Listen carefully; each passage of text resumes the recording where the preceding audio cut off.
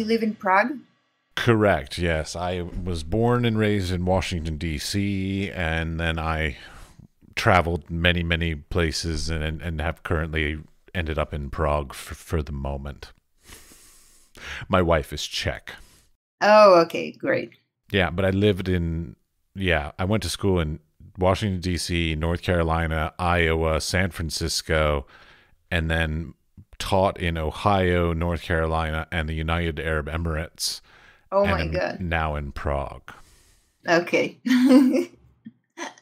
Yes, I try my best not to talk about the United Arab Emirates. Yeah, I have some questions. As an Israeli, I mean, I have two citizenships. One is Israeli. I'm not even sure I can get in there. I have to check it, but No, yeah, no, right, because when I was there, I was not allowed to visit Israel. right. So I can. Yeah, Well, technically, we'll call it not allowed, but like they would do the separate piece of paper and stamp it, and you put it in your passport while you're there, and then when you leave, you take the loose piece of paper out, so you still can go there. But no, but if I was in the United Arab Emirates and I traveled to Israel and they stamped my passport with Israel, I would not be allowed back into the United Arab Emirates. right. Which Yes, I can imagine. yeah, it was a lovely job. I enjoyed it, and I'm happy I got out of there without being arrested. Yeah, yeah. And as a woman, I would be even more nervous to go to those places. Or maybe less. I mean, who knows? I'll tell you, my wife said she felt the safest she's ever felt in her life there because there was very little crime, if any, and as a woman, she could do whatever she needed. She didn't feel ogled, she didn't feel harassed, she didn't feel any of that kind of stuff. On the other hand, but she also didn't have many rights and other kinds of issues like this. So there's a balancing act, right? there. And also she's a visitor, Yes. and doesn't have to live her life. Yes, the only place she ever had to wear the shayla and abaya was in government offices and mosques. Other than that, she could wear anything she wanted because as a Western, yeah, yeah. I know. It was an interesting job. As I said, I'm happy I got out of there without being arrested. Yes. Well, a coworker of mine was arrested and was really thrown in prison and deported because of something they posted on Facebook while they were there. Yes. Without even being like a citizen of the Emirate, just for being there. And yeah. Well, no, she was an employee. Well, let's see. Her husband was an employee at the university where I was teaching. She was doing part-time teaching, and she posted something on Facebook. They arrested her, threw her in prison, and then deported her. Oh my God. Yeah. I'm not going to those places. No, yeah. There's enough to deal with in our lives anyway, between the pandemic and being Israeli and the global warming. It's enough, Yeah, and that's why I chose to leave. I was just like, this is too much. This is it's stuff I shouldn't have to be worrying about on a daily basis. And you have other things. We have a nice list, each and every one of us. Yes, we do. Yeah. So anyways, let's get back a step. So I generally start off with something simple, which is, could you please pronounce your name correctly for me? Sure. My name is Elinor Carucci. And you come from Israel, as we've already discussed, and you moved to New York. So one of the things I love to know about people is sort of like how they got created in the first place. So how does a creative person, was it your parents' influence? Was it some schooling? Like what sort of drew you to being creative as a career? I was in the arts from a very young age. So I was playing classical piano from the age of 5 to 18.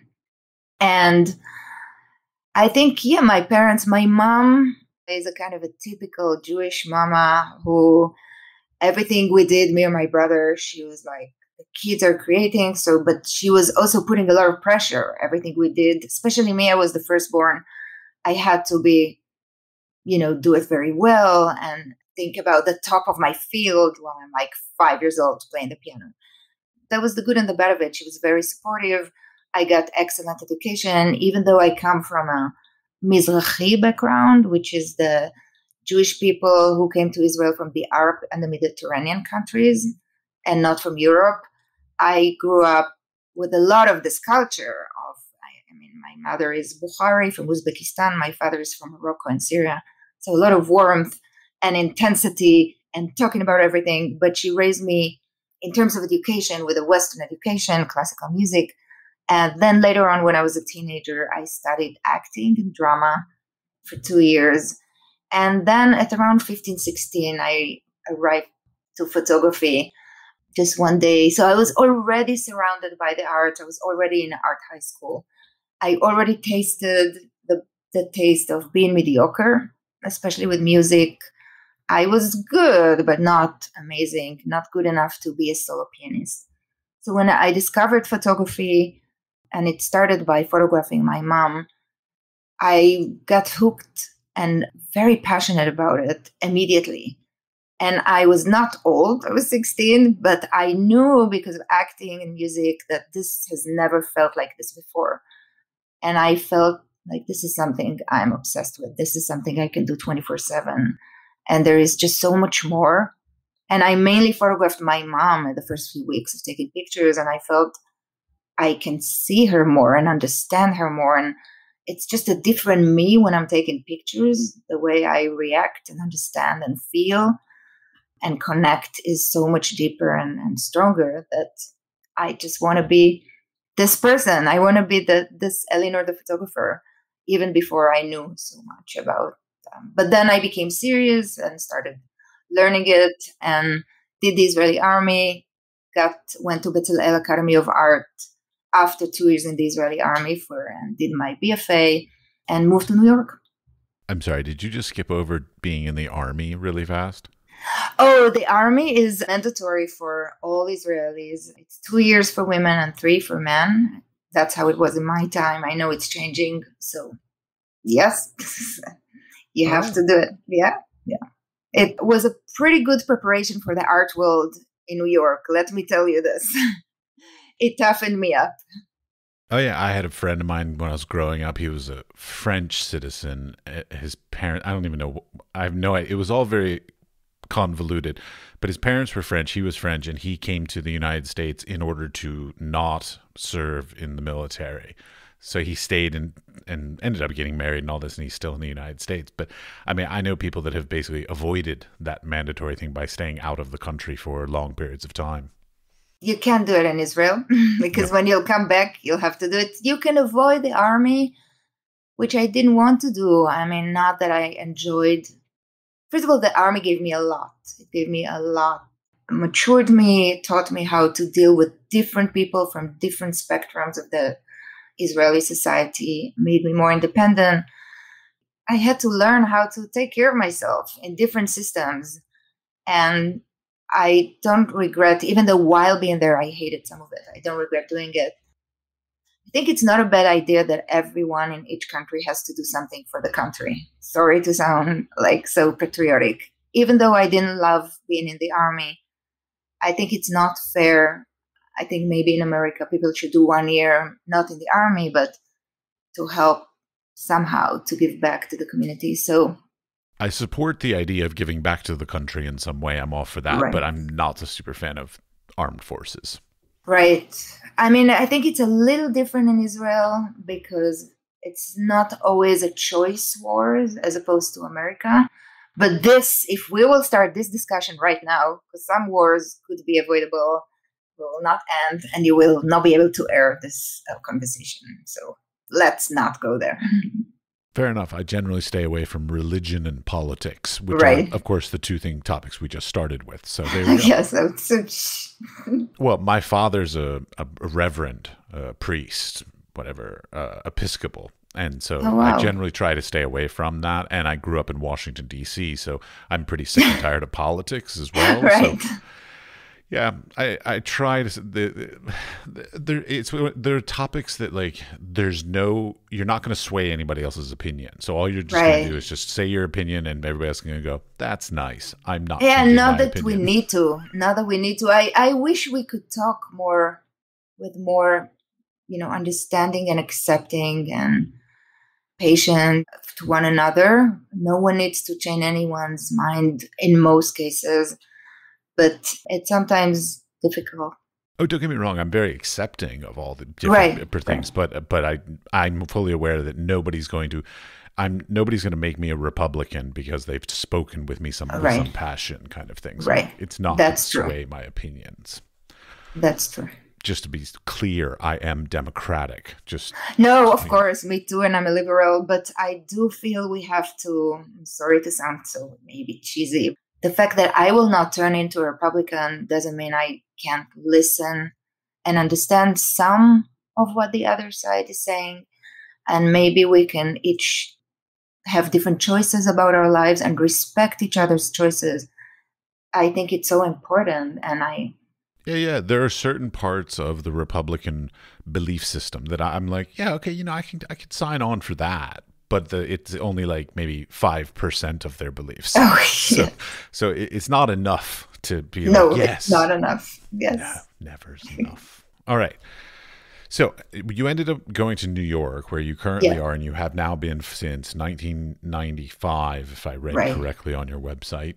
But okay, something that totally changed of topic, but even though I just started on a topic, but I was looking through your website and I noticed this thing, and we all do this. This is the thing. It's like I do this on my website. Almost every artist I know does this on their website.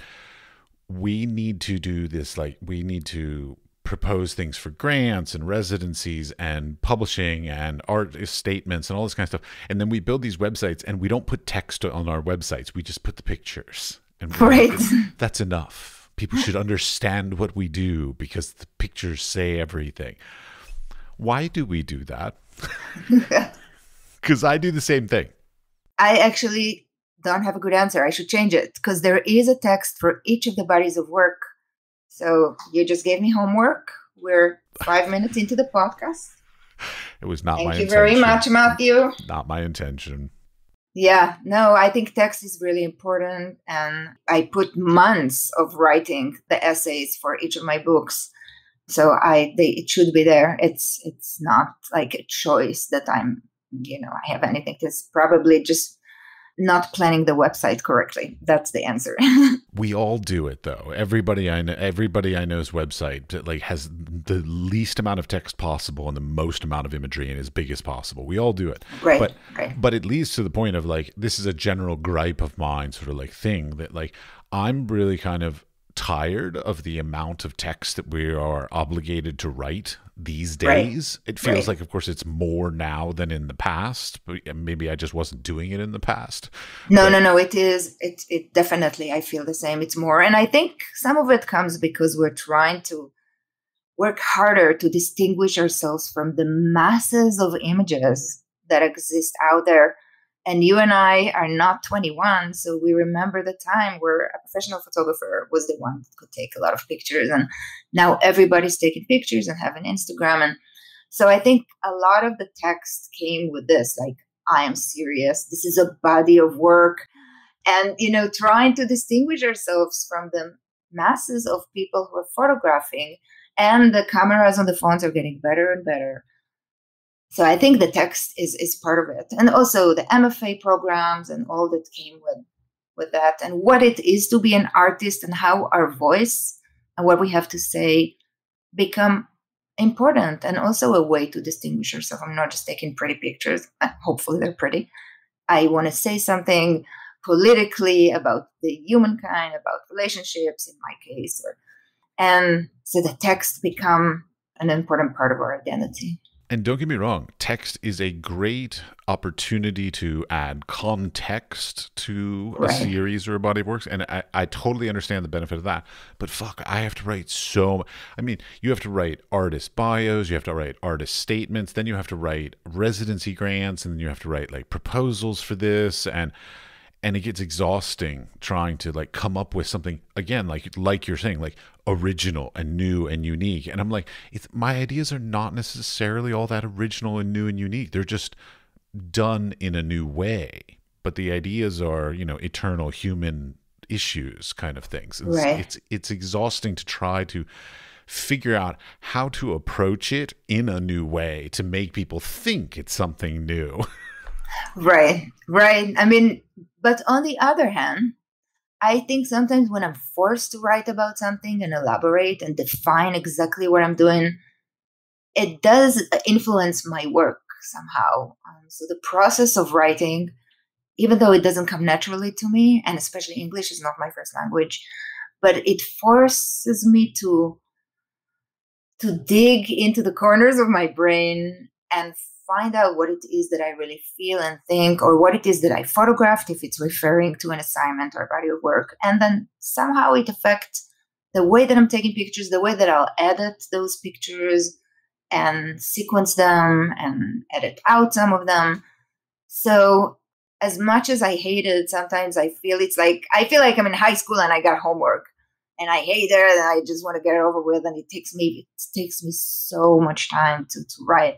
But then I feel that it gave me a lot, the process and the text itself, and going to the process of finding what I want to write, what I have to say, kind of confront me with my own brain and psyche and emotions in a way that can be beneficial as artists, as visual artists. Well, okay. When you're doing let's say, so we're going to generally keep this more towards your personal body of work, your editorial work, great, but that's not really what the podcast is about. So personal works, your fine art works kind of stuff. When you're working, so like, is the text what inspires the work, or do you make imagery first and then sort of figure out a way to fit it all together later? This is what's happening now. It's mainly the images, and they come from, I have concepts, and what I do, and sometimes it's just to combat my own, let's call it laziness, I do a list of things I want to photograph. So let's say in midlife, once I realize I'm working on the body of work I've been working on without knowing is actually about being middle-aged, I was like, okay, this project is going to be called Midlife. And that was like 2-3 years after I photographed the blood paintings in my own uterus and that. And then I'm making lists.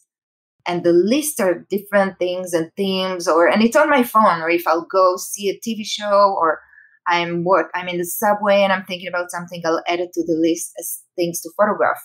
But because I'm so dreading writing the text for the body of work, I came up with a habit of collecting written materials. So I have a folder in my phone and I'll just write notes and sentences. So when the time comes and this body of work is going out to the world, I'm not sitting in front of a blank page. And so this kind of, a lot of what I do comes out of fear. So this is coming out of fear. I'm writing about my work out of the fear of one day having to write the essay. So, and it's helpful, then I have sometimes 2,000 words when I'm coming to write, because I wrote over the years and I'm writing, but I'm not sitting down to seriously write. I'm like writing thoughts and paragraphs. I can be in the gym and just writing something. Well, do you ever use other writers to help you? Because I'm in Europe now, and a lot of people here talk about having curators either write for you or either assist you in your writing of your statements. Do you do them all yourself, or do you have any outside help? I know I do them myself, but then before I might ask for help. And again, especially because English is not my first language, with the copy editing. But even with the copy editing, I had editors or friends over the years who said, Elinor, this sounds a little awkward, but it sounds like you. So many times they will, there are certain mistakes that we need to fix and correct, but many times they will kind of leave it, because I'm not a writer. I'm not supposed to be the best writer. I'm supposed to write a text. I see my text as a key. I see it like a very precious key that I give the viewers, and inviting them in, like, this is what I'm trying to do. This is how, I don't want to tell you how to win my work, but I want to give you some ideas, some direction. And I call it some keys for the different images. And so sometimes, even though I get help, people will still say, we worked on it a little bit, but let's keep it so it sounds like you, an immigrant from Israel, and it's not like perfectly quote unquote written. Oh, I get criticized all the time for my writing. Everybody from my father to all my teachers in school always said, your writing sounds like how you talk. which is great. And, Isn't it a compliment?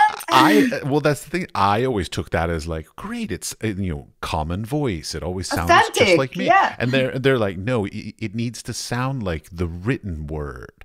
And I'm like, but isn't the written word just supposed to represent my personality and my style? And so that fits. And I believe that like now my written word style probably would be admired and respected kind of thing. But when I was a kid, when they were training me and teaching me, Right. I was totally wrong at it. I mean, I even see it now with my kids because they're in high school and they're writing things. And when I'm trying to give them ideas, or they're like, Mom, this is not how you write. And I'm like, just have your voice be heard. But I think there is writing and there is trying to put your voice into words on paper. And what you feel is what you need to write when you're 17, 16, 18. And then I am 50. I've been doing photography since I was 15. And this is what I think. So sometimes with age comes like, this is my voice. This is what I think. This is how I read. I'm trying to, and again, I'm working on those essays sometimes for months, but some of it will feel like you or like me or like the way we speak and think. I would hope so, because again, it gives a little bit more character and a little bit more context. So maybe a little bit like inside your mind kind of thing, like how your little rabbit brain runs around Right. and connects the dots and stuff like this. But yet I still feel the obligation to try to meet sort of some unknown standard of like proper written English. Right. No, me too. And I have a better excuse because I'm an immigrant than you. So I can always say English is not my first language. And that's why it sounds weird, but it's not really. I mean, my kids are the ones who caught me. They're like, Mom, you blame everything for being Israeli and everything for being an immigrant. And it's not always the case. So I'm like, don't expose me, guys. Like, let me have my my excuses or my easy way out. But I guess I never know what is because I'm thinking in Hebrew or dreaming in Hebrew, or maybe even not after so many years, and what is really me and who am I? Am I the Israeli Elinor, the American Elinor? What's in between? Like part of the struggle of having two identities, two homelands, two cultures. I have to tell you the funniest story ever. I had this friend of mine. He was when we were in high school. His name was Spud, but his name was Paul Willis, but he went by Spud. But he bought this shirt at a secondhand store. Blue shirt, yellow Hebrew lettering on the front of it. That's all. He didn't know what it was. It was a secondhand store. He's like, yeah, it's a fun shirt. It's got some fun characters on it. He wore it for years, 5, 6 years. And then suddenly he was walking through New York wearing this shirt, and this old Jewish man comes up to him and he just goes, damn straight.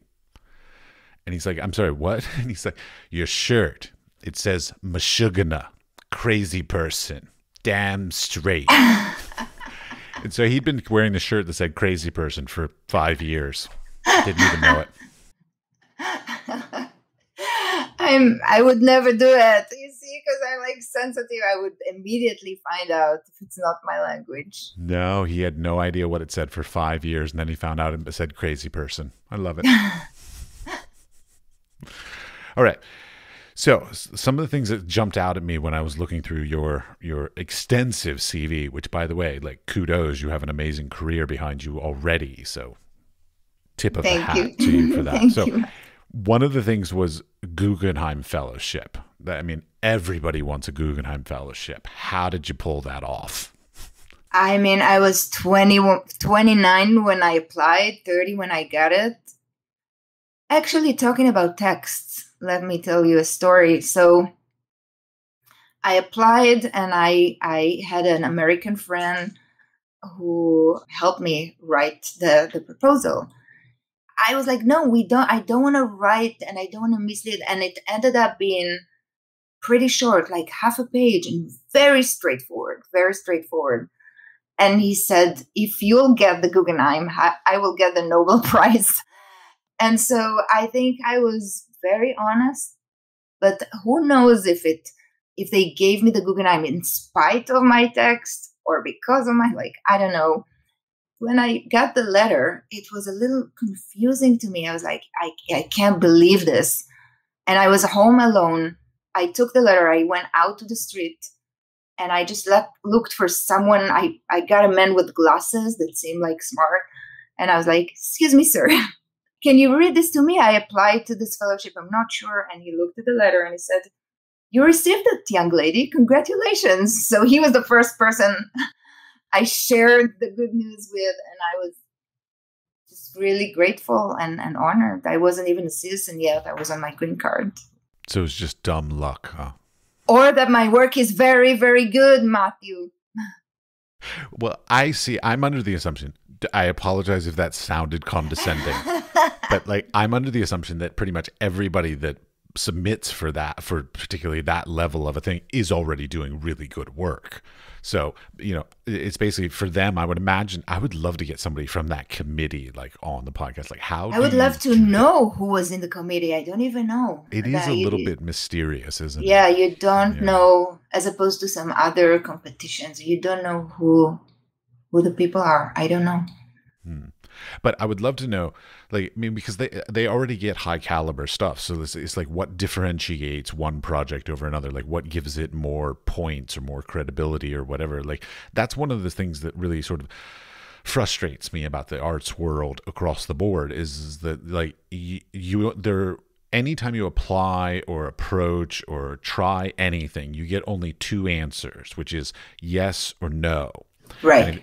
But if the answer is yes, you have no idea why the answer was yes. And if you get no, you are also never told why the answer is no. So you don't know what you've done right, and you also don't know what you've done wrong. So how are you supposed to get better? That's very, very true. It's less true. It's also true in America, because in Israel, people are more, some people would say rude. They're much more straightforward. I mean, I had some meetings before I moved to America with curators, and they were looking at one of them looked at my work and said, you have absolutely no talent. The only reason those images are good is because your mother is beautiful. And I was like, okay, I know what he thinks. I don't know what's better or worse. And after I moved to America and I got some people telling me the work is great, it's not for us right now, but please keep in touch, I believed they're planning it for next year. I was like, I would call my mom and say, I think they're going to show the work. They said the work is really good, to keep in touch. But this is an American no. This is an American way. And I don't know, I'm not criticizing it. I'm not saying one is better than the other. I will criticize it. Okay, you go ahead, please. Yeah, I'll criticize it. I believe at this point, I think artists, we need to have a little bit of a thick skin. And so like right. them like placating us and just being polite and all that, it's not helpful. It's not useful. Like, I mean, actual feedback of, no, we don't want to represent you. Like that, it's amazing. It closes that door, done. Don't have to worry about them. Don't have to keep going to their events, trying to think they might want to represent me someday in the future. If they just say no, I would love that. I mean, yes and no are so clear cut, but like oh, you make beautiful work, but not right now. Like, yeah. And I think it even made its way to schools, where if you're being very straightforward and kind of more harshly critiquing the work, students can complain sometimes. And I had cases like this, or saying that it's an unsafe space, which is a completely different thing. To feel unsafe, if I'm talking about things that are personal or who they are, or their race or gender, but if I'm talking about their work, and the unsafe space that came up a few times in the last few years is just sometimes used as their inability to deal with very honest, and then I have to deal with the school and the meeting, and I know it is something that makes us a little paranoid, artists, because we never know what we're told. And even among friends, it's not always easy to be completely honest. So I developed a very, very critical, almost cruel. There is the me who's taking pictures, trying to not be critical when I'm taking them, because it's so paralyzing, and to just photograph everything and be forgiven to my many bad and mediocre images along the way of trying to make good work. But when I'm looking at the work, not photographing, not creating, I am always being very critical, trying to think if this is original, if this is deep enough, if this is visibly interesting. And I'm a harsh critic, but it makes me miserable at times. It's not easy. It's not easy. Absolutely. Yeah, I have been called into the dean's office or even the president of the school's office on numerous occasions for being too critical and too harsh, according to students as well. I find it odd. It feels like a little bit like that snowflakey kind of like generation. Like they're maybe a little overly sensitive to a certain issues that, I mean, if there's an issue that's brought up in a critique, like, so I'm thinking specifically like a critique session in a classroom. If there's an issue that's brought up and the person feels uncomfortable about it or too overly sensitive about it, well, they need to work on that because it's not going to go away. Because if they continue to make work about that same topic, these same conversations are going to come up again and again. So like the ability to work through these problems and these issues is more important to me than pandering to them and saying like, oh, I'm so sorry that I offended you in some way. Like, no, we're all going to get offended throughout our careers by somebody about something. And you just got to learn how to deal with that instead of complaining to mommy and daddy about it.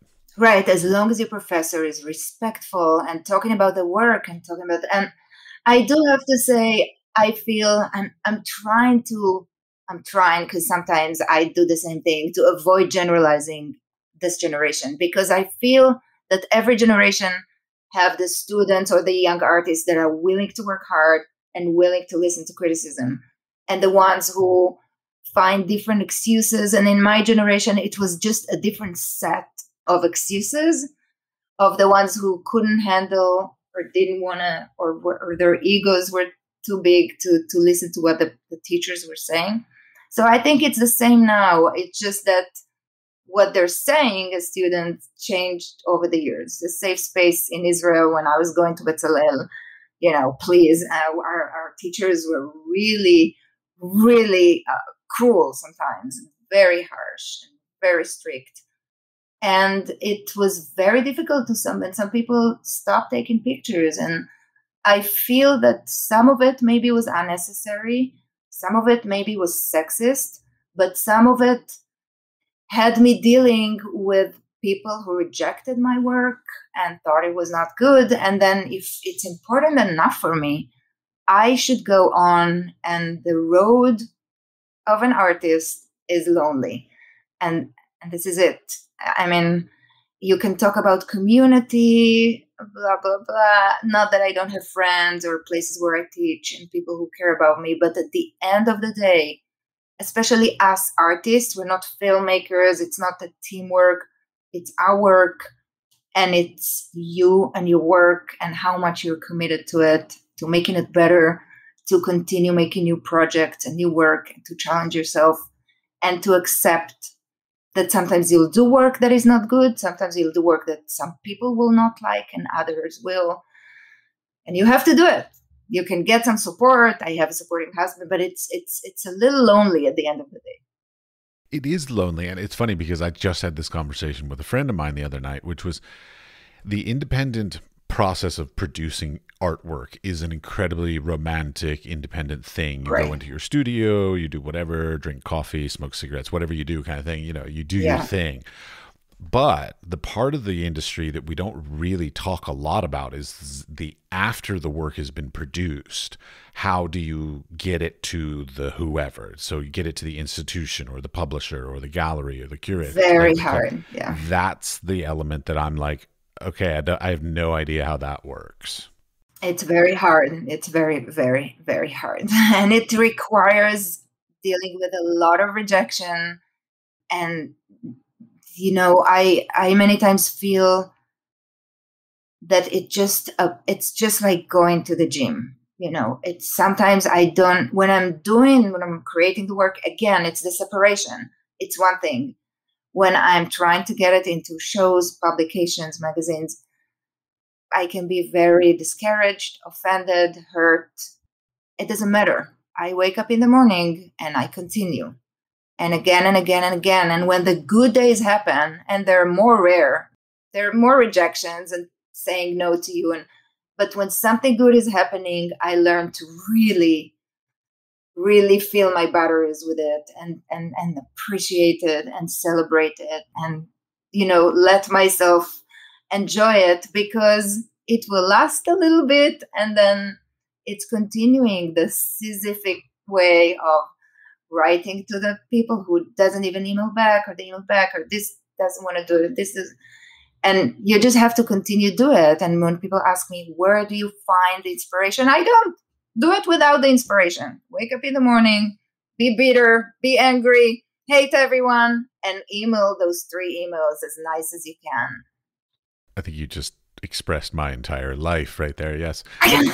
But it feels like there's more. It feels like the quantity and the speed of it has accelerated. Like, I remember being in college and I had like 12 exhibitions this one year. I was really weird.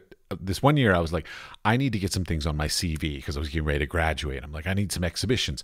So I applied to like every fucking thing I could find. And I ended up getting like 12 exhibitions, and they all wanted the same photo, but I only had 2 prints of it. So I was like, fuck.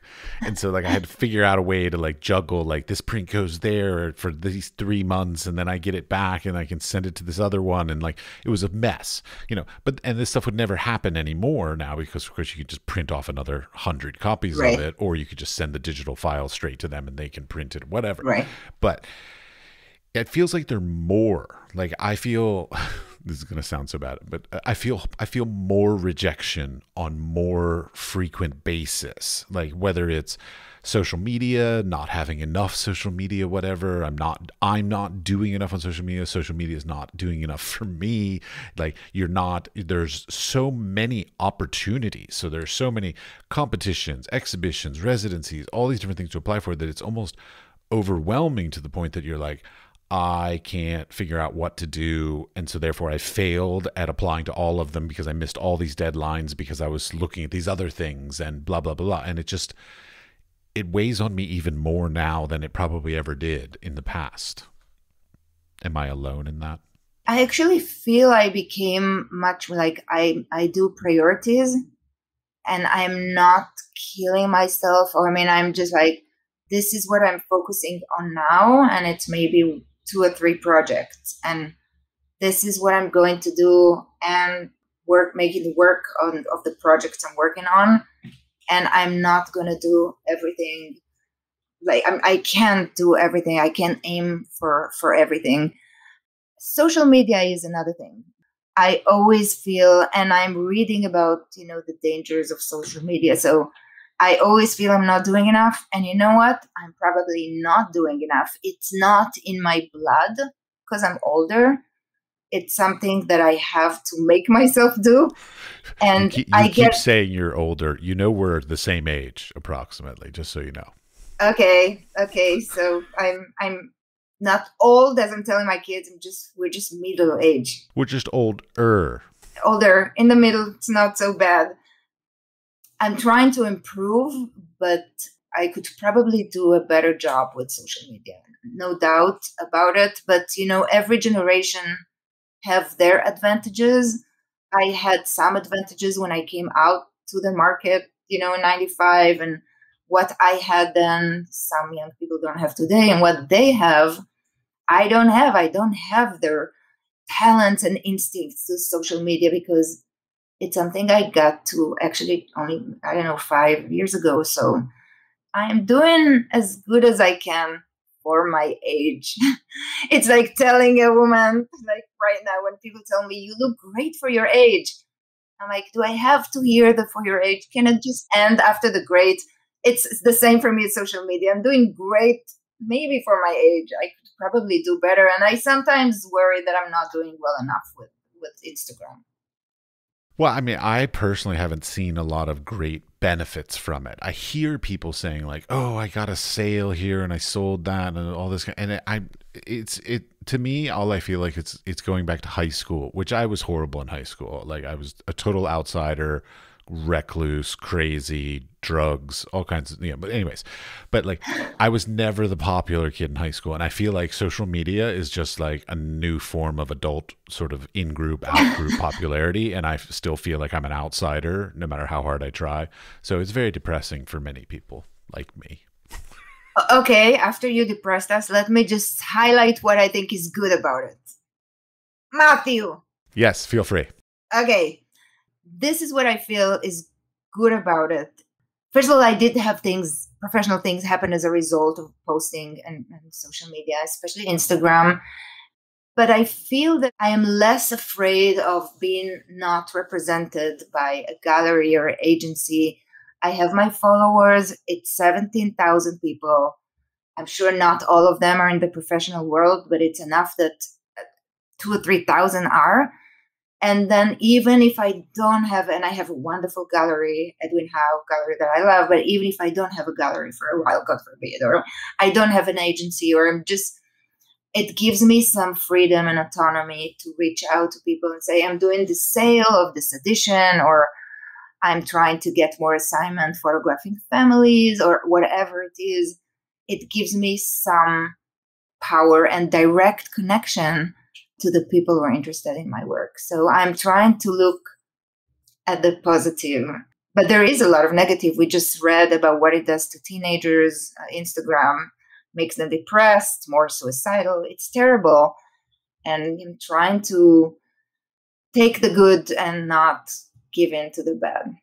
Well, see, but you have the interesting balance. Like, quite honestly, you probably should be like killing it on social media because your artwork is all about sort of sharing your personal life experiences, your family experiences, all these, and that is exactly what social media is. Like, so like it, and don't get me wrong, 17,000, I'm looking right now, 17,200. Excellent. It's amazing in comparison to me. I'm not even at 1,000. So like, you're good. I'm impressed. So, but like, for me, like on the flip side of it, like I'm a reasonably private person. I know that sounds ironic since I do a podcast and share far too much about myself, but like I don't want people to see my life. Like my life does not look photogenic and it's not beautiful and I'm not incredibly handsome kind of thing. So like people don't want to, I feel like people don't want to see my life, but your work is all about your life. So like it works for you. Like that all fits. Right. I mean, it is true that in a way, people even were comparing my work, which I started doing in the 80s, 86, 87, to the first selfies. I think it's different stuff, but what is a selfie versus a self-portraiture? I think the big difference, and even my own social media, is kind of more positive. I mean, right now I'm going through some family problems, parents getting older. I'm not going to share everything. I'm going to share things in my own work when I publish it, when it's a body of work that is ready to go out there. But the social media is still, I do share, but it's more a way to say, this is what I'm doing right now. It's not a way to go deeper into who we are as human beings. I mean, if I'm publishing a book like Midlife, I will post a little bit about this body of work dealing with the complexities and the layers of being a middle-aged woman. But social media itself is more surfacey. And, that's the problem. I mean, many times, even now, I'm going through a really hard time, but I'm not going to share it. It's also not relevant. It's with my parents, and people are like, oh, we're seeing your social media. Things are going so well. You see, I'm like, yeah, things are going well, but this is not everything. We should remember that social media can be a little bit of not saying I'm lying, but I'm editing out a lot of what I'm dealing with. Or if I'm really depressed or I'm jealous at this artist who's doing better than me, not necessarily going to post it on social media. Maybe I should. I'm envious of other artists, not jealous. I learned the separate difference between those. Yes. I am sometimes very jealous. I have to control myself. Yeah. Especially if I'm not doing well, and suddenly I get anxiety. It's not necessarily bad because after I get the anxiety, I'm like, oh my God, either look at where they got, look at what amazing museum show, or look at this amazing work. And I get to the childish part of me, like, I'm not good enough, I'm not relevant, I'm, all those thoughts. But I think sometimes it gives me, after I'm freaking out, it gives me energy. But a lot of this energy, and my daughter was talking to me about it, and she said, Mom, can't you work without being anxious or insecure? And I told her no, because it's part of the drive to feel like you're not doing well enough. I'm not doing good enough work. There are other people that are so talented, and I'm jealous of what they have or what they got, and it's terrible. And I don't want to be this person, this jealous person. So let me work really, really hard so I can enjoy the work. And, and it's okay to be jealous and envious. And it's okay. I'm not going to, kill them or anything. I've been to the army, but okay, that's I'm good. just nothing like this. But I'm just like, I have to work harder. It reminds me that the world, in any field, not only, art, the world is competitive. There are always new people. You have to work hard. You have to bring something new. You have to keep on going. And the jealousy can be a good, like, kick in the butt. Well, you just brought it up again about the idea of making something new. I mean, I'll be honest, I was a photographer for decades, and recently, probably about 3 years ago, I actually got rid of my last camera, and I don't take pictures anymore. I now sort of paint-ish kind of thing. I don't, but I still use my photographs as the sort of, they're still incorporated into it. So it's multimedia with photography in it. But I kind of feel like, to a certain extent, with the sheer volume of work that I can see in the world, there are stunning images, photographs being done. I do portfolio reviews for Lens Culture. They're anonymous portfolio reviews. I do those. I see thousands and thousands of portfolios every month, and there are some amazing works being done. And to a certain extent, it's sort of like, how can a young photographer now sit there and go like, oh, you know what? I've got something new I can add that has never been done before, that's somehow unique and different. That has got to be incredibly daunting. Right.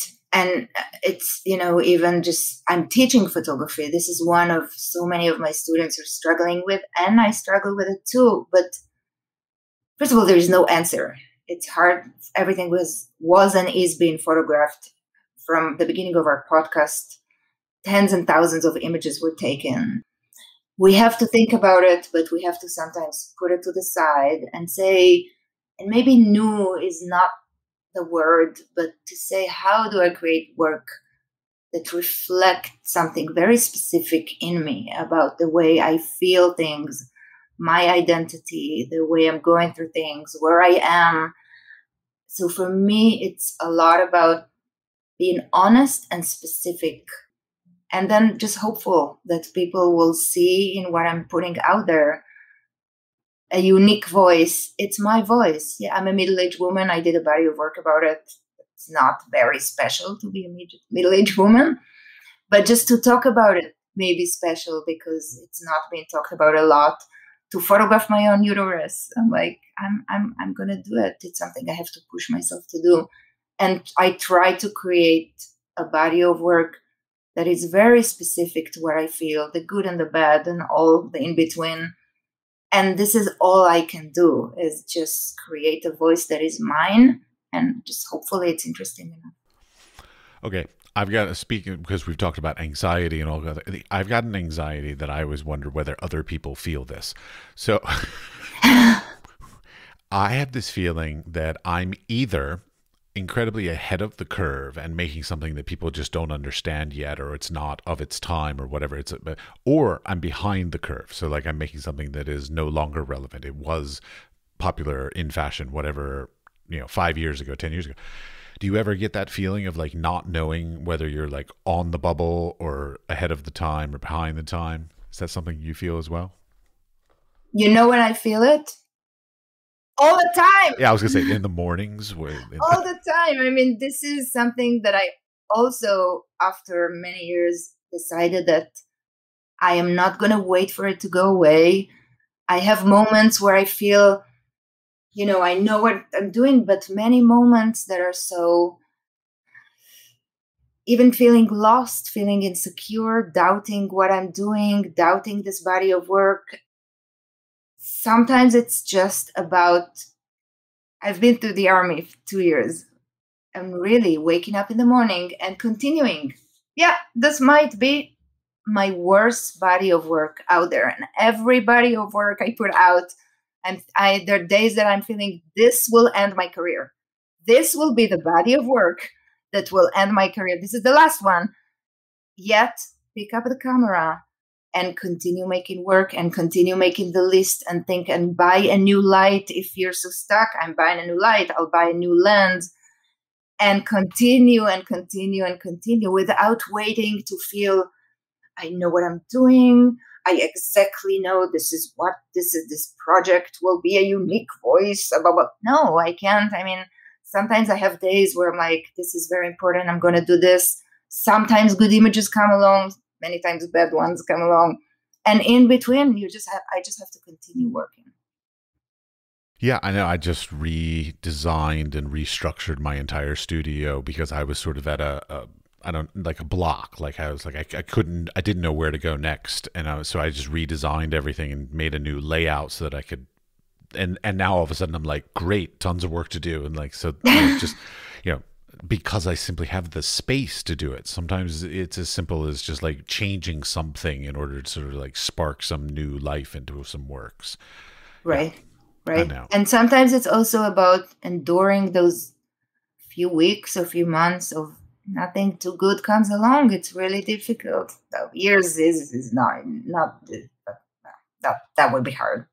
That would be hard. Yeah. Yeah. Well, I mean, I was in the United Arab Emirates. I do figurative work generally, and I was in the United Arab Emirates. And of course, I couldn't post on social media, as we discussed before, because of my fear of being thrown in prison. Right.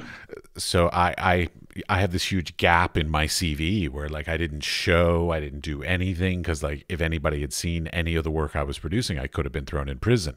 So, yeah. And I think that's why it's so important also to keep chasing.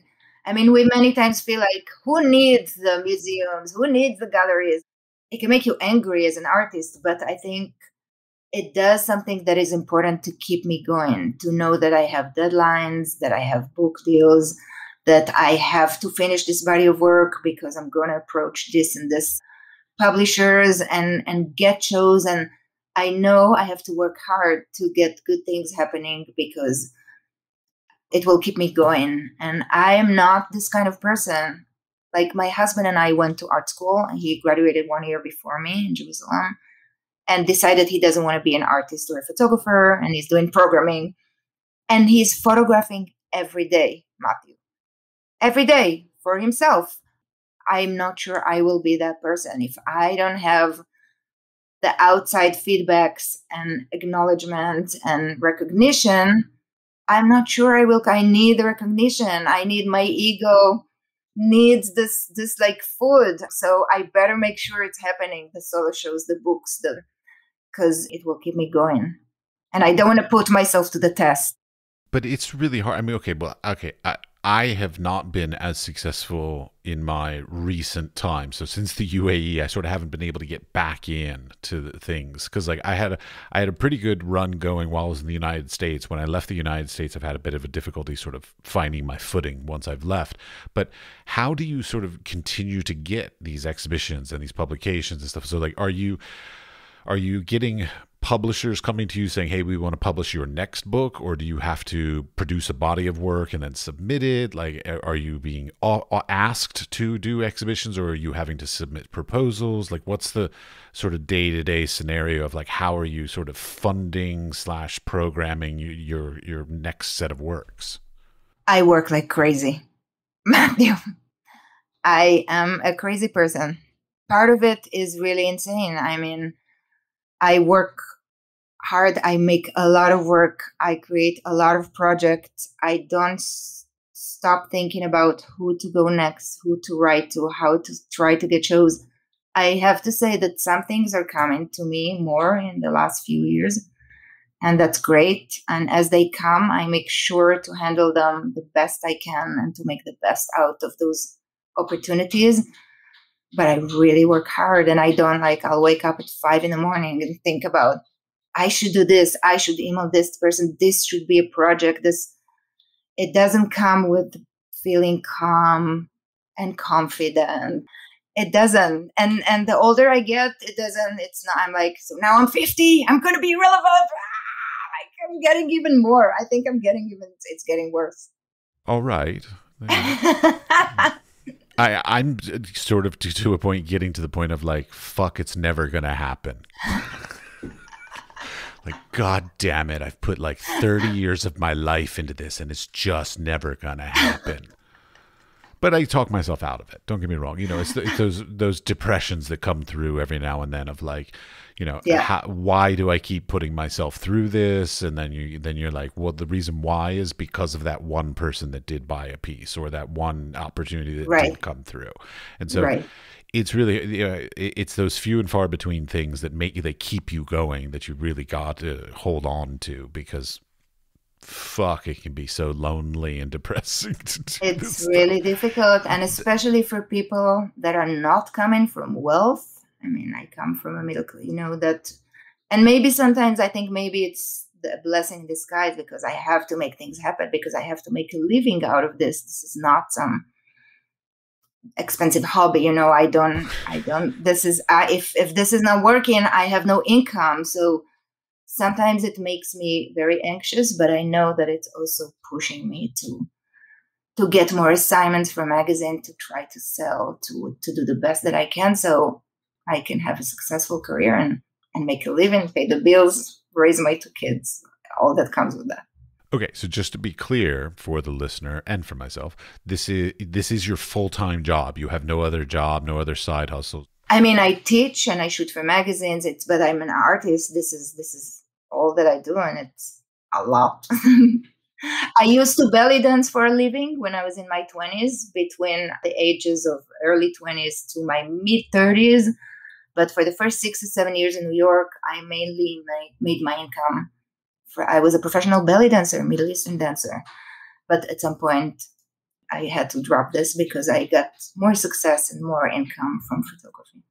All right. So I don't need to know your actual like numbers of your income, but I want to know like the percentage of like sort of the difference. So like how much of your income comes from, let's say, like your editorial work? How much comes from art sales or book sales of your artworks and teaching? So is it like 25, 50% kind of thing? Like what's the ratio of how much it comes in? COVID changed it a little bit. Which we'll talk about, yeah. I would say in the past 2 years, half of my income is from print sales, which wasn't true before. And then there is the teaching, both the MFA program, School of Visual Arts, and the MFA program of Leslie University, and some workshops that I'm doing independently or with La Law's workshop. Or there is the teaching, giving talks. Editorial assignments went down after COVID. I got a few that were wonderful, and hopefully they will pick up again. And books, I make some money of, which I'm still lucky to be paid to publish books. I don't have to, but it's not a lot of money. It's a few $1,000s, maybe from each book. That so far maybe will change in the future, but it's not. It's so much work. I mean, it's thousands of hours of work. I maybe paid 3 cents an hour on those books, but I get some money, but it's not a lot. Yeah, everybody talks about like, oh, I want to publish a book. I want to publish. It's a great esteem, great thing on the CV, great thing to have all this. But like, it's a passion project, and very few people actually make money from a book, no matter how good their book is. That's what I'm saying. Even the fact that I make $5,000 or $7,000 from a book is great. Because I know many people who are paying, and sometimes way too much money that they don't necessarily have to publish books. So, and it is true that books are important, that they make a difference, that they stay forever, and that maybe it's the most important venue of exhibitions. Come and go. The room is small or big. The frames are expensive or cheap, but a book is so significant to me, and I'll never compromise on anything of my books, because Closer was published in 2001, and it's still got into second edition. Now some of the sells for a few $100s because it's out of print. And people still have the book, and it touches people. And usually my books can be bought on Amazon for 30 something, $40. Everyone can buy a book, and it's a wonderful. So I understand why we keep on insisting on books. It feels different than browsing through our websites. It's one project beginning to end, with the essays, with our voices, with the text, with the design. It's important, very, very important to me. I love books. I am in no way downplaying the importance No, of I know books. what you're saying about the publishing process of it and what it has become. Well, but a lot of people these days are like, oh, well, we can self-publish. And like, I'm going to sound like a horrible snob, which I probably am. But like, I don't think a self-published book is as impressive as a professionally published book, like with an institution behind it, or Right. a renowned publisher, or something, or even just a good publisher. It doesn't even have to be a renowned publisher, Right. but like having that makes it better. Like I could have self-published probably 7, 8, 9 books by now, but like I'm not going to, like, because it's just not as impressive. It doesn't hold that same gravitas that like a book from Steidel. Matthew, the distribution is a big problem. The distribution is everything. You can make the best book in the world. How do you get it to stores in Sweden? Or, I mean, yeah, I can chase some bookstores here in New York, or even in Philadelphia. That is, an hour drive from here. How do I get it to every bookstore? Oh, absolutely. The distribution is key, and that's why we need the big publishers, or at least the distributors, to work with, that will not always work with a self-published book. So yeah, it's complicated. It is. Plus, when you self-publish, you're investing a ton of money in something that you're just with a hope and a prayer. You're like, maybe I'll make my money back in 10 years. Right. Yeah. And almost everybody I know that's done self-published books still has like a couple hundred in their garage. Right. Yeah. No offense to all my friends that have books in their garage, but it's just the truth of the matter. Okay, so COVID, you brought it up. How has it affected you? I mean, well, because you said, like, did it sort of shift things? So, like, people were more, did you sell more art or more books or less? Like, so what was the change that happened? So personally, in terms of some family, it was difficult. Some loved one got COVID, and I'm still dealing with some very difficult situations personally. Professionally, it's been maybe the best year and a half, or one of the best I've ever had. And I don't have anything smart to say about it, Matthew, because I don't know. I mean, I just know that when COVID started, again, anxiety, fears, I'm going to not work, not have an income, disappear. I posted much, much more. I did a body of work that was only about COVID. Usually my bodies of work, I don't post and I don't show them. I work for 7 to 9 years and then publish everything. But I was photographing my life, which is something I know how to do well, and posting immediately and writing. I became very active on social media, and as a result, got a lot of opportunities to publish and to photograph at home, kind of weird commissions out of my own life, and sold more work by far. It was, in a way, maybe the fact that I had to spend less time also on different things that had to do with the kids or social events. I was at home working, thinking, writing, and focusing on promoting or just posting. I didn't even think about it as promotion, my work on social media. So it actually has been a good year. What is down is the editorial assignments. I got some amazing ones that are doing very well. I photographed the colors of Ruth Bader Ginsburg, and this body of work is just having a life of its own. So I got a few, and then I photographed COVID gray hair story for the New Yorker. So it was a series of images, and it got a lot of attention. So the ones I got were big and significant, but I'm overall working less, and there is some things that were supposed to happen and got canceled. People got COVID. They didn't want to have me travel, all kind of things.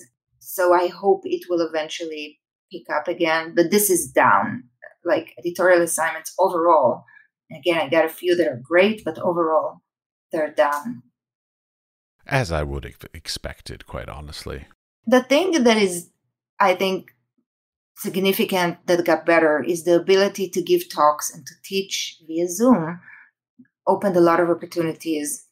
I gave lectures in Cyprus, in Paris, in Israel. I taught in Israel, which was so wonderful. And I'm giving workshops now via different Lala's workshop and others through Zoom. So then it's much easier to fill my workshop if it's 12 people and it's open worldwide. Then everyone can take it from everywhere. And we get a class. I mean, it's Zoom, it has its limits, but it has its beauties. And we get a class of people from all over the world in different time zones. And it's really wonderful and a new opportunity. I did teach, that was a good thing. I did some online classes for ICP. When COVID hit, I already was one of the people around who taught remotely. So I was ready to jump in. I had all the equipment and I did it already. So this is an opportunity that is happening as a result of COVID. As we all know, remote. As we are doing right now. As we are doing right now, seeing each other and talking and chatting. Okay, wait. So you brought up a topic about workshops. I love the idea of workshops.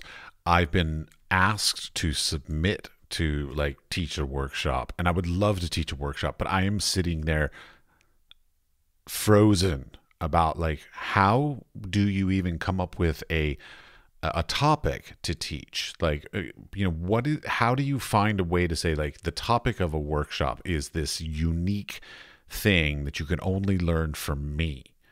I mean, from you, because This is your workshop, because like I'm looking at all the workshops that are available in the world, and there's some amazing ones, the Anderson Ranch, Main Media, all these kinds of places, fabulous workshops all over the world. And I'm looking at them like, I don't know what else I can offer. What's that? It's like, how for you do you sort of come up with an idea of a workshop that somehow differentiates or makes it unique enough that people would want to attend your workshop? I mean, there are two things that are happening here. One, I'm just trying to come up with the themes of what I'm good at. So it can be intimacy in photography, and then it can refer to editorial assignments or to my own work. It can be working as an artist and shooting for magazines. How do you pull the two together? And other things that happened came to me, like Lala's workshop approached me about doing a women-only workshop. I didn't think about it. But once they say it, they say, do you like it? I'm like, yeah, I love the idea. And they're like, what would you teach if you had the women-only workshop? So I said, I don't know. So I took a couple of days, and their idea inspired me to think about it. I wouldn't otherwise do it. Like, how do I teach a workshop for women only? And I came up with a curriculum, but it was their idea. And so I got lucky and honored that they reached out to me, and it was a great workshop. And then once it happens, or Michael Foley and I, we teach a workshop about the relationship of a gallerist and an artist, how to find, how to approach galleries, all the business side, the money, the percentage. And every time we give a workshop, we have a meeting after. What can we improve? How can we add things? What we forgot? Because even while we're teaching it, students are like, by the way, I wanted to ask. And we're like, actually, we don't know. Let us get back to you. And we approve the workshop. So it's what I know how to teach, and it's what can be taught. I mean, I also know how to use lights, but I would find it really hard to do it via Zoom. Some things can be done wonderfully. Some things are like how to go out on an editorial assignment and work with the environment, on the field. Not so great to do it on Zoom. But other things like talking about intimacy, looking at people's work, talking about the business and about the financial aspects, contracts, there are many, many things that can be done through Zoom wonderfully. Do tell. What's the thing that you found that a lot of people don't understand when it comes to like contracts and those kinds of stuff? Everything that I didn't understand. I mean, some people, there's so many things that you just don't know that are so obvious once you start working. I mean, my first job was for British Vogue, one of my first jobs. And I didn't know I had a budget for assistants, for model. And I had all my friends work for free. I was like, guys, you got to help me. I was 20 something. So I had a lot of young, beautiful friends. And only later, like a year or two later, I went to London and I went to visit British Vogue, and all the people were like, we couldn't stop laughing about the fact that you didn't charge us for anything, but they also didn't tell me. They told me your fee is $400 a day, but usually there's so many expenses to rent equipment. Even something like this, when you get an assignment, pay the models, pay the assistant, the equipment, the car rental, the food, the lunch, the drinks, the parking, put all of this into your budget. So just to put this, my Word document, share screen, look at all of this. This for me took me a few years just to know what can be done there. So it's not one specific thing. It's especially when I was going to school, no one was teaching us back then from 91 to 95. There was no how to write a resume. There was nothing like it was like purely art. Today, schools are having more classes like this. And I tell students, don't be afraid to reach out to other friends, to ask around, to post on your social media. I got this assignment. Anyone has any ideas? You get a lot of information. You just have to know that you don't know and find out. So there is, even me still today, as I go to other fields, a traveling show, I'm thinking about something right now. What do I get? Who is paying the fee? Is there an artist fee? I learn as I go, but it's important to know that I don't know, and I have to find out, and to find out, to reach out to the people who've done it. And if they don't know, they will connect me with someone else and to get the information. Yeah, it's really hard to keep that good, strong network going. Like that's one of my biggest I wouldn't say regrets, but like one of the things that I'm very bad at, because I've, as I said earlier, I've moved a lot and I've transitioned between continents and stuff, and keeping that network of people that help you and support you is probably one of the more important parts of the creative industry. Very important. Yeah. Yeah, that was my mistake. Yeah. Yeah, and I always try to help people when they need me, and be very generous and open with my information. I'm like sending them my contracts, I'm sending them my budgets, my invoices, how I charge for different things. And I had friends say, oh my God, Elinor, I wrote to you and I'm writing back with 7 attachments. But some of it is because I know I'll probably need them. It's like we better help each other and support each other. And I'm also very nice. As you can see, I'm very nice. Getting the help when I need it. But people have been really generous and helpful. This is something I have to say, as cruel as the art world is and difficult, I don't think if I reach out and ask people, I don't know, I'm trying to find out about this or that, or a gallery or publisher, people will usually really help. Artists help one another. They will not be there with me for the whole many years of every step of the way. This is my husband, and maybe, this is very few in our lives. But when you're writing to people and you're saying, I need help, usually they will help you. Yeah, I mean, I find photographers to often be very competitive and sort of catty towards one another as a general whole. Like, I mean, I've known a few that are very open and giving and understanding, and I think of myself that way because I don't believe that I'm actually in competition with anybody else, like, period, because each of us do our own unique thing, right, and our own unique style.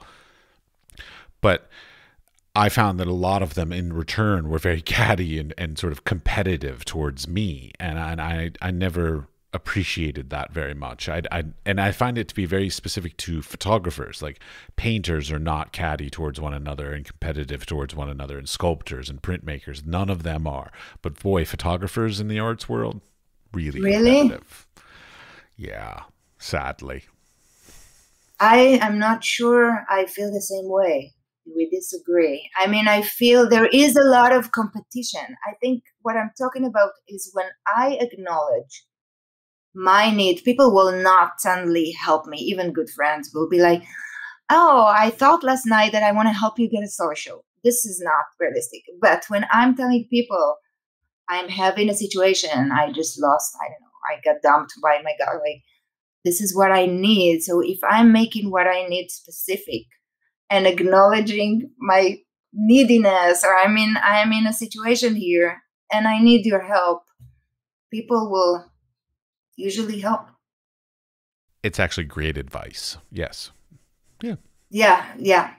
And maybe something women, I don't want to generalize the genders, but maybe something women can know how to do better. I was going to say it might be a gender thing also. Definitely. Male photographers. Right. Or male in general are less ready to admit that they were kicked out. I mean, when Art and Commerce dumped me, I was not hiding it. I was just crying to everyone who met me. I'm like, how are you? Terrible. And crying. My agency dumped me. There is the good and the bad of it. I'm not to make people feel like they have to fix it for me, but to say it's really difficult. I'm very insecure, and I'm trying to think about other agencies to approach. So I think this is also definitely something to do with gender and with being less of I don't need anyone, I'm successful. It was never my way. It was really never my way. Well, and it seems to be doing well for you. So I am in no way yucking your yum on this. And also I have to say there are different ways to have a successful career. Some people hold a very strong facade. I just can't do it. So I might as well just be me. But I definitely see people who, even if things are not going well, will be, I'm doing very well. This has been a wonderful year, even if it's been the worst year. And sometimes it works for them. Whatever works for each of us, there are many ways to run your life and careers. So I'm not saying this is definitely right. It's right if it's right for you. It's hard because I try my best not to be a poor me, sitting around going right. Life's not hard. Yeah, right. I'm not getting enough exhibitions. I'm not. Basically, right. I don't want to sound bitter. I know, and it's. I think I let myself every once in a while. It can't be the everyday whining. This only my poor husband gets.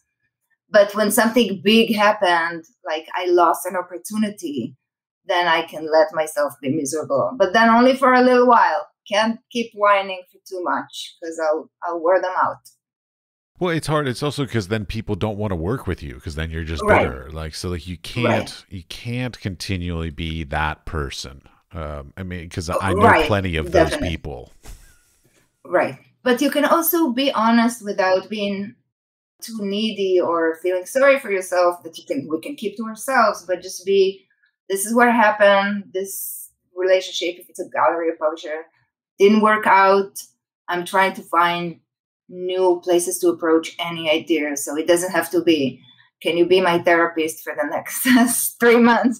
It can just be honest, and be like, I'm trying to find people to approach. Do you have one name? And also not to ask people for something unrealistic. Can you introduce me to everyone you ever worked with and help me write the proposal? No. Can you give me one name or maybe someone you can connect me to keep it realistic and of what you're asking from people, and be willing to give back when they need you and when they need help. And always, yeah. I've got this relationship with this collector, and she always comes to me and it's like, so how are things? Are things okay? And I play the stoic. I'm like, things are fine. Things aren't great, but things are fine, because basically I know she's waiting for me to say, no, things are shit, for her to go, okay, well, I'll buy a piece from you now. She's waiting to be a savior to come in to so she's waiting for me to have a bad time for her to be able to go, oh, well, I'll buy something from you now. If it makes her buy, I would go for just different people are different. I think some people are happy to go into those deep conversations and share what they're struggling with. And some people just find it burdening. Many times I go into very formal meetings, but 10 minutes later, because of the specific person, we're really talking about real things and sharing vulnerabilities and failures. And sometimes it's really not the right person and the right. So it's also about different encounters with people and how they go, who they are, who you are, what is happening in this connection with another person. Yeah, don't get me wrong. I'm waiting until there's actually a need to sell to this lady. So like when I actually have a real dire need, call with tears. I'll call her up and be like, okay, yeah, things are shitty now. Could you please buy a piece now? So, yeah. Holding that trump card. No pun, so, yeah. All right. So let's wrap this up. Any sort of advice, because you're also a teacher. So something that you think that the next generation is not thinking about enough, or something from your own career that you're like, oh boy, stay away from this thing because I fucked this thing up? I think I can't advise them, to be honest. I can, give a lot of information and wisdom and look at the work and give my honest opinion. But in some ways, they are feeling the world they were born into better than me. They're doing things differently than me, and they're doing great things using the tools that they have. So the only advice would be very general. Just be persistent, keep on working, keep on creating, keep yourself motivated. Also, sometimes the advice that still is true is that not only insisting on being an artist is definitely what's right for you. You can become a photo editor, a curator, or a social worker, or life is big and it's full of ways to grow and develop. And this is true for if you're 95 or 21. But how to work in today's world, maybe they should advise me. Amen. I sort of feel that way sometimes too. Yeah. All right. Well, thank you very much. Thank you so much, Matthew. Thank you for hosting me and inviting me and for this honest conversation. I love the wise fool. We had some foolishness and some wisdom, I hope. So I love that you figured out how I got the title. It's good. Yeah, my dad used to always tell me I was a sophomore, which translates from Latin to wise fool. So I'm being sophomoric, or a sophomore is a wise fool. Aren't we all wise and fools? Absolutely. That's why I titled it that, and that's what I am every day. All of us. I know, it's so sad, but yet so nice. Yeah. All right. And that's it.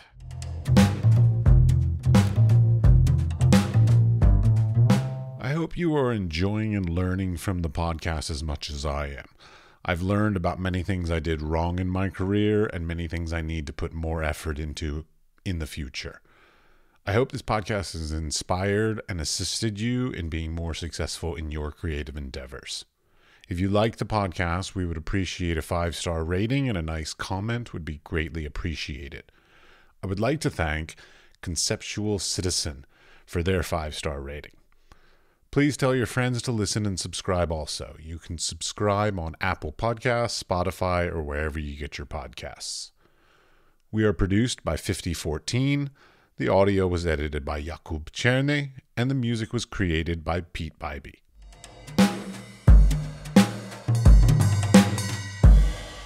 The Wise Fool is supported in part by an EEA grant from Iceland, Liechtenstein, and Norway in an effort to work together for a green, competitive, and inclusive Europe. We would also like to thank our partners Hunt Kastner in Prague, Czech Republic, and Kunstsentrene i Norge in Norway. Links to EEA grants and our partner organizations are available in the show notes, or you can find more information on Instagram at The Wise Fool Pod, or simply on our website wisefoolpod.com.